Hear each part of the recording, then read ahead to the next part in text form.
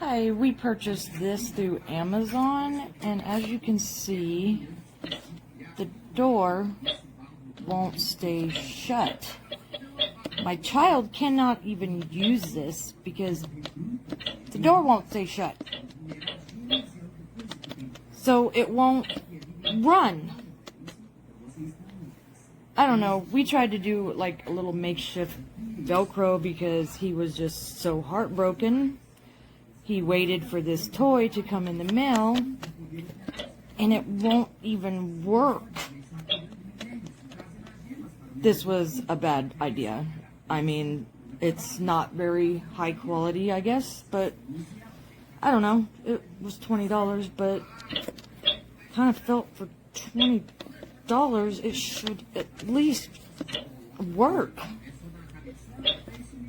But it doesn't. Thanks, Amazon. You broke my child's heart.